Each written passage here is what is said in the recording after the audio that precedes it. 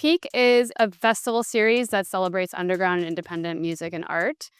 It takes place here at the Arts Court building in the Ace District and welcomes approximately 1,500 people every event. Our audience is very diverse in age and cultural background, but everybody comes together to experience this sort of building-wide art party.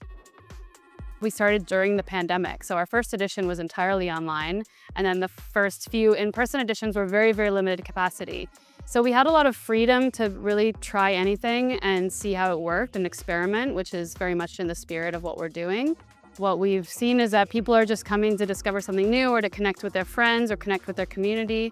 And so it's grown beyond what we ever expected. Our biggest edition of Pique was the Debaser 10-year anniversary party. That was in 2023. And for that, we teamed up with Galerie, who were celebrating their 50-year anniversary.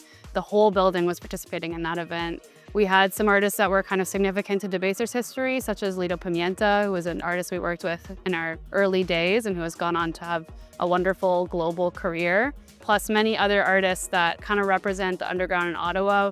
There was an amazing guest curatorial project where bringing a lot of different hyperpop artists together. And I feel like that was really the start of where I noticed the interest and enthusiasm for that type of underground culture here in Ottawa. That was a real turning point. Arts Court is the only place I can imagine doing this festival. I've spoken with lots of people from across Canada about this space, and they always remark at how unique and special it is.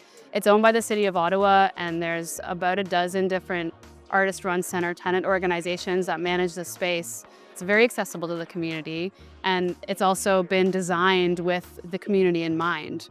It's like the best possible playground. There's a nightclub, there's a cinema space, there's theater spaces, dance spaces, all types of different spaces where we can program interesting music and art.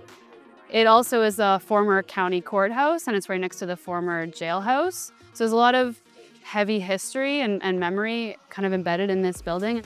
We also do a lot of programming that is socially and politically engaged to try to remind our audience about the space that we have, the land that we're on, and the communities that we're here with.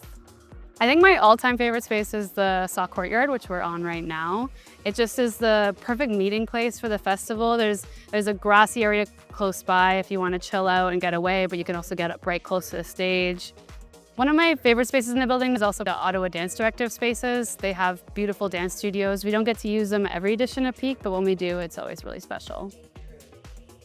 My hopes for the future of Pique is that we can continue to bring bold and independent, innovative programming to the city unlike anything it's ever seen before, and to build bridges between Ottawa's underground communities and those around the world.